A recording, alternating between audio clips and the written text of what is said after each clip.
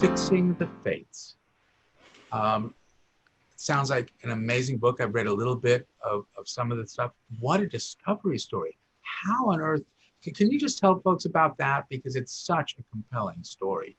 Um, Um, well, yeah, the capsule summary is that I was born in Germany, actually, and I was put into a German orphanage. At the time, they were Kinderheims, so these were places where your young, unprepared mother could actually come and visit you.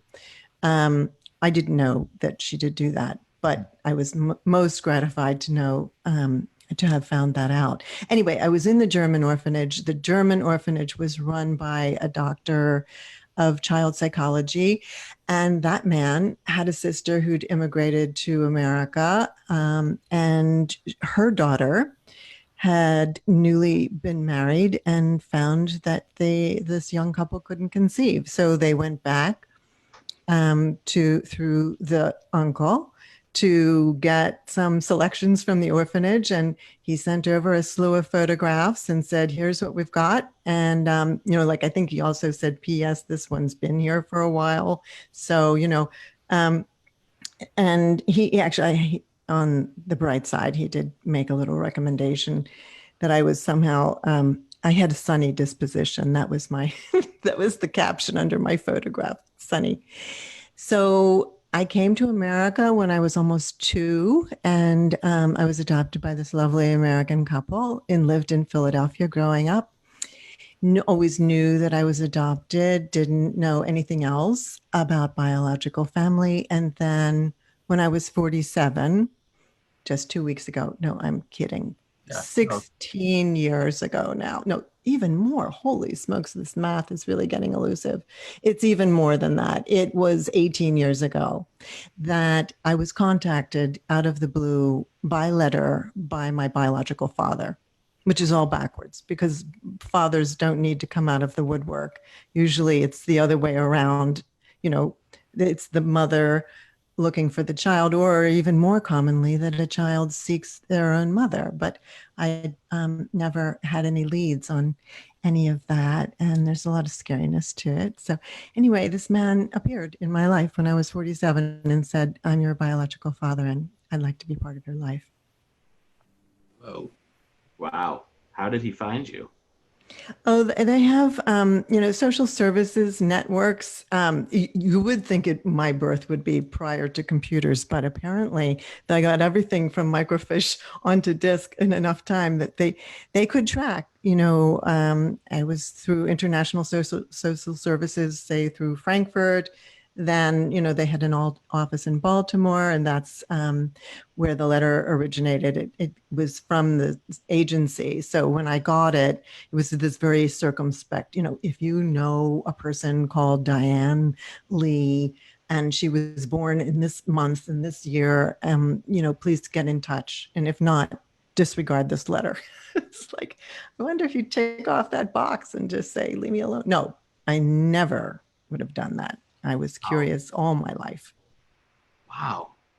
You know, the I am approach, because the 4 domains have interconnection: home, social, biological, and IC, how we see ourselves, how we think other people see us.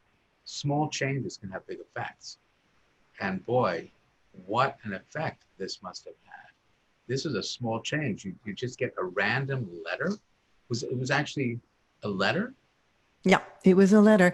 And my dear mother, my adoptive mother, we just lost my dad 6 months prior. So there again, it was a very short window when I had no father.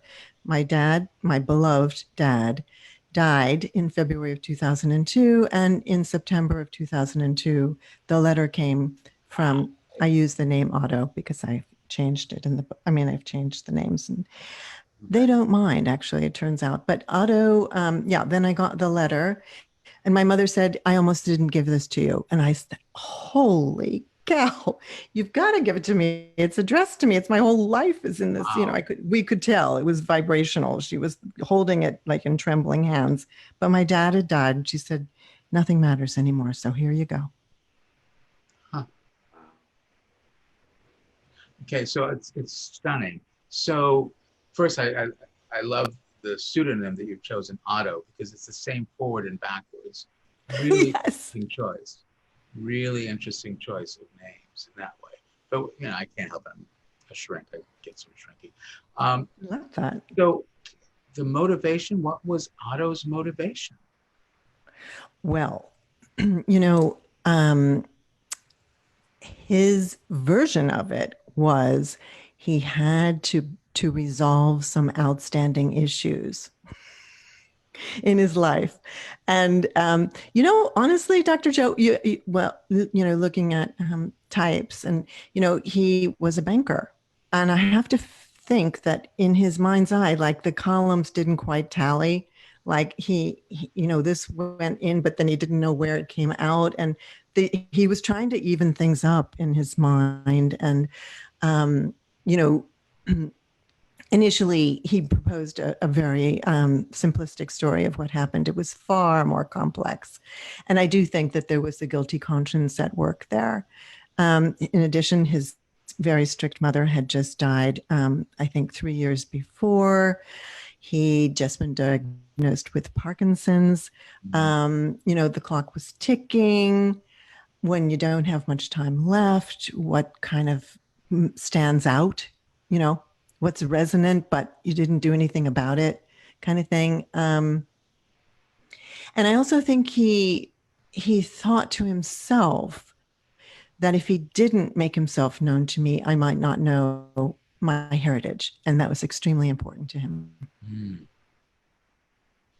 I'm just curious. Had he come to visit you in the orphanage? He was present at my birth, but apparently never came to the orphanage. No, we know that he didn't because another mind-boggling letter arrived at my doorstep.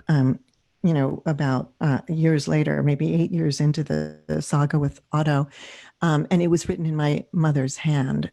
She was with me in the orphanage, not just because she visited me, but also because she took a job to be with me in the orphanage. And she was only 20 years old. So, she just was working as a kind of domestic helper in the orphanage. But no, Otto was never there.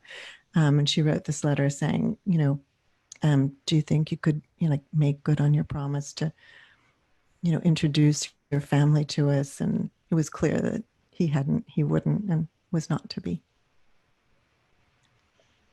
So will you remain in touch with your mother that whole time?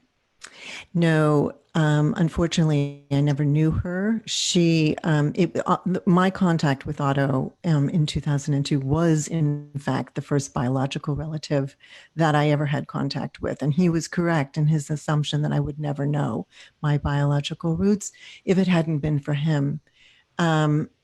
Because internet-wise, I hadn't had any success. I mean, maybe there was an alternate scenario, but when he appeared, it was then that I said, okay, you're here. That's great. I certainly appreciate you acknowledging my existence. And now I need to know who is my biological mother. And we took it from there. It took us a while to get all of that information. Turned out that she'd passed away. Wasn't a near miss. I would have freaked out if it was like 6 months, with that, but it was like 18 years. She died quite young. And actually her widower, who I was lucky enough to meet, did tell me that he thought that losing me and never finding me again, although she searched for me for the rest of her life, led to her early death.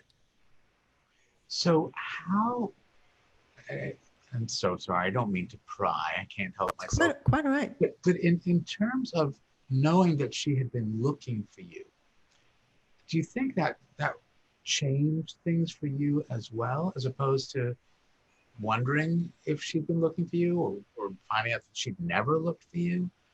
Did that have an influence? Absolutely. I mean, I think it's the strongest. It's love. I mean, is the strongest force in the universe, and the strongest impulse, I think, is to be acknowledged, to have your existence acknowledged. And I think there was a part of me that wasn't really quite sure.